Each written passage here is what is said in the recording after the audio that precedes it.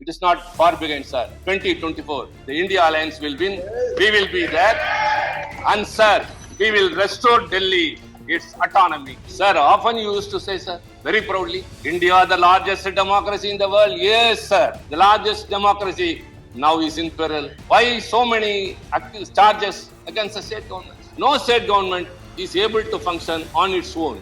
Sir, this attempt of this government is yet another a strike on federalism. It is unwarranted, untenable, it is undemocratic, unjustifiable, unfederal, and unconstitutional. So whenever they are in double standard, when they are in power, they want something. It is intolerance. If an opposition party is ruling, they will be disturbed by the governors. If it is a union territory, the lieutenant governor will take all the powers and will not allow the state government to function. So in this situation, where is democracy? And two officers, Home Secretary and Chief Secretary. Who are they? Appointed by the union government. Obviously, one can understand what will be the outcome. The quorum is 2 and the majority will be the decision. Which even it may be passed. I think which go. If at all it is passed, even it won't be of use, sir. Because even if the authority with a majority gives a suggestion to the lieutenant governor, he can reject it. So ultimately it goes there. The authority becomes redundant and the chief ministership becomes lesser than a representative.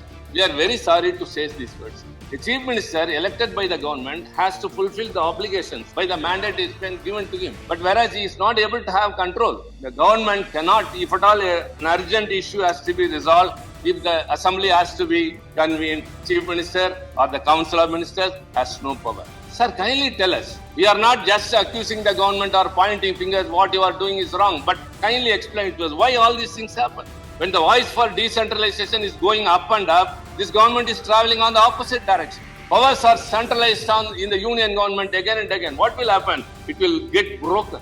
Sir, we are living in an area where there are 100 huts, all thatched roofs. The last house is burning. The person sleeping in the first house will not sleep. He will go, run and put out the fire with the fire brigade. Shri Tiruchi Siva, 14 minutes. Thank you, Mr. Chairman, sir. Sir, I stand to oppose this bill very strongly for it infringes upon the basic structure of doctrine by crushing the federalism which is the soul of Indian democracy. Sir, this attempt of this government is yet another a strike on federalism. It is unwarranted, untenable, it is undemocratic, unjustifiable, unfederal, and unconstitutional. Sir, why I am saying all these things? Unwarranted. Sir, after 1991, when the Delhi was granted special status, BJP came to power. Mr. Madanlal Khurana and later Sahib Singh Verma, who were the chief ministers, they insisted for full statehood for Delhi. And later, sir, in 2003, August of 2003, the NDA one government introduced a bill insisting for full statehood for Delhi. So when they are ruling, they want full statehood for Delhi. Then what necessity for this ordinance or this bill, sir?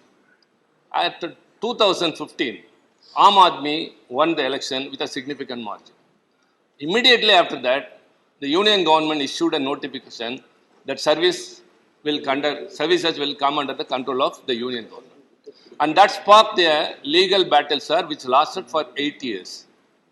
And recently, the Supreme Court in 2018 and 2023 Constitutional Bench has given a unanimous judgment in favor of the Delhi government that they have got every power. Now this bill is attempting to overturn the Supreme Court judgment and override the powers of the state government. Sir, we should just look at it in this manner, sir. So whenever they are in double standard, when they are in power, they want something. It is intolerance, to say very shortly, if an opposition party is ruling, they will be disturbed by the governors. If it is a union territory, the lieutenant governor will take all the powers and will not allow the state government to function. So in this situation, where is democracy? Sir, our constitution, as you know very well, sir, has given a structure of federalism, which gives the very importance to the regional aspirations can be represented and realized by state governments and which cannot be done by a centralized union government. Sir, it has also established a mechanism of triple chain accountability. The people hold the legislators accountable, the legislature holds the government accountable, and the government holds the officers accountable. But now, the officers are not under the control of the government of union territory. So what's the use of being there? So this triple chain accountability is broken by way of this attempt. This not only I say here, sir, the Supreme Court has also emphasized very strongly. It should not be severed on any account. Sir, now coming detail into the bill. Why we are opposing? What are the contentious issues? What are the reservations we have? All others have spoken, sir, but we have to enlighten it. Number one, this bill attempts to establish a National Capital Civil Services Authority. As everyone said, it will consist of 3 members under the chairmanship of the Chief Minister and 2 officers, Home Secretary and Chief Secretary. Who are they? Appointed by the Union government. Obviously, one can understand what will be the outcome. The quorum is 2 and the majority will be the decision. Sir, I have moved an amendment which even it may be passed. I think with hope. If at all it is passed, even it won't be of use, sir. Because even if the authority with a majority gives a suggestion to the Lieutenant Governor, he can reject it. So ultimately it goes there. The authority becomes redundant and the Chief Ministership becomes lesser than a rubber stamp. We are very sorry to say these words, sir. A Chief Minister elected by the government has to fulfill the obligations by the mandate is been given to him. But whereas he is not able to have control. Sir, Delhi has been the nucleus of power from Mughals to British. Can anyone say any ruler has ruled without control on their officers, whether he or she? But now this bill paves the way. Sir, where we are heading towards? The government which is accountable to the people, to the legislature, and the government which can hold the officers accountable, now they don't have any control over the officers. Number 2, sir, the Council of Ministers, the Cabinet. Earlier, sir, the notes which are prepared by the ministers. And it will be taken over there. And after the decision, it will be forwarded to the Lieutenant Governor. It is vetted by the Law Department. Now that the Secretary will overlook the Minister, and overall, the Cabinet, which is the Council of Ministers, if they take a decision, the Chief Secretary will come and say, it doesn't come under law or under the rules of procedure, and he will take it to the Lieutenant Governor who can alter it or reject it. So first, the Chief Ministership became redundant. Now the Council of Ministers become redundant. Number 3, sir, any minister, if he takes any decision, the Secretary is the supreme. If the Secretary doesn't agree with the decision of the minister concerned, without the consent of the minister, he can take it directly to the Chief Secretary or to the Lieutenant Governor. So the ministership also becomes redundant. Number 4, sir, Delhi is also like other states run by some 50 around statutory authorities, corporations and commissions. This include industry, tourism, everything. It comes under even transport, water, sewerage, women rights, child rights and all. All these positions, the chairpersons and the members were earlier nominated by the government, by the Lieutenant Governor on the advice of the government. But now, sir, hereafter, these positions will be appointed only by the Lieutenant Governor. The government has to sit with folded hands. Yes. Sir, one by one, just though the authority is established, the authority has no say, and even in the authority, the Chief Minister has no say. Number 2, the Council of Ministers, the Cabinet becomes redundant, the Minister becomes redundant. Number 4, sir, all the commissions, all the corporations, all the statutory authorities will be appointed by the Lieutenant Governor.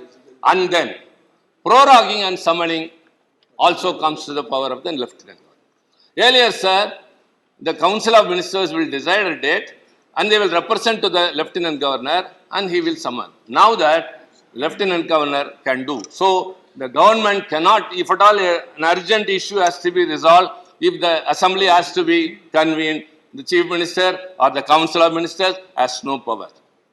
Sir, kindly tell us. We are not just accusing the government or pointing fingers, what you are doing is wrong, but kindly explain to us why all these things happen. A government which has been elected by the people, they have to cater to the needs of the people. They only know the local people's aspirations. That's why we are pleading for state autonomy. When the voice for decentralization is going up and up, this government is traveling on the opposite direction. Powers are centralized in the union government again and again. What will happen? It will get broken. Sir, India, which is known for federalism, sir, everything is under threat now. Secularism is under threat now. Especially, sir, we are very much concerned that this bill again strikes at the very root of federalism. Sir, let me quote Dr. Baba Saheb Ambedkar. Ambedkar, in November 4, 1948, this bill disregards the constitutional morality. That's what I'm trying to drive at. Dr. Ambedkar on November 4th, 1948 in the Constituent Assembly, quote, while everybody recognizes the diffusion of constitutional morality for the peaceful working of a democratic constitution, there are two things interconnected with it, which are not, unfortunately, generally recognized. One is that the form of administration has a connection with the form of the Constitution. The other is that it is perfectly possible to pervert the Constitution. Sir, underscore.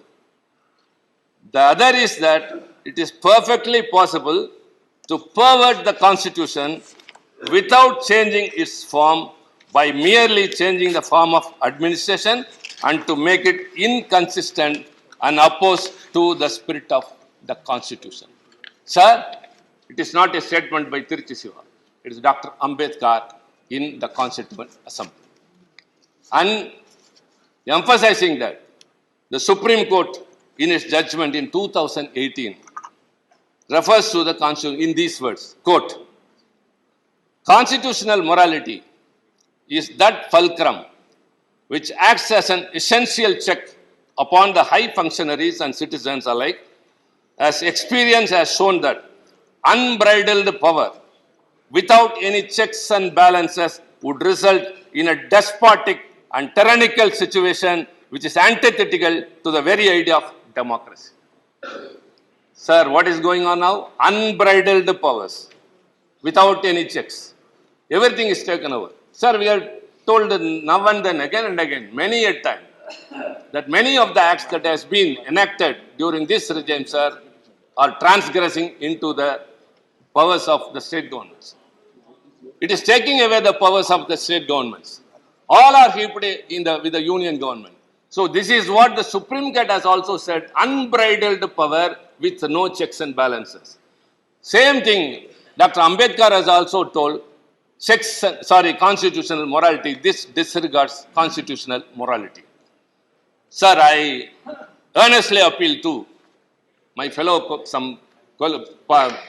colleagues of some political parties who may support the government's decision. My earnest appeal, as Mr. Singhvi told, sir, we are living in an area where there are 100 huts, all thatched roofs. If the last house is burning, the person sleeping in the first house will not sleep. He will go, run and put out the fire with the fire brigade. Yes, it is not only to help him, sir, but to safeguard his own self. If it is not put out, that fire will slowly come and at last it will affect them. So it has to be thought over. Sir, all these years, we have preserved our independence. We have preserved our democracy. Sir, often you used to say, sir, very proudly, India, the largest democracy in the world. Yes, sir. The largest democracy now is in peril. Why so many charges against the state governments? No state government is able to function on its own. It's not able to enact a law. If something is passed in an assembly, it is not endorsed by the governor. So they are not able to serve the people's needs. Only they know what the people need. That's why the state governments have been formed. But now that either the union government encourages or through the governor, it is trying to obstruct. Sir, all these things have to be kept in mind. Again, I say, all the reservations and contentions we have raised are not with a partisan mood, sir, but it has to be justified. Why all these things have been done? Why all the powers have been taken from a state government? Why the chief ministership has been reduced to the level of, sorry to say the word, rubber stamp, and more or less, everything is redundant, sir. What is the big idea of getting along? Sir, let me conclude, sir. I've already told them once, now that, not in any other manner. In the democratic process, one day they will be out of power. And every day they will be lamenting and regretting for all those laws they have enacted. It is not far behind, sir. 2024, the India Alliance will win. We will be there. And, sir, we will restore Delhi its autonomy. Thank you very much.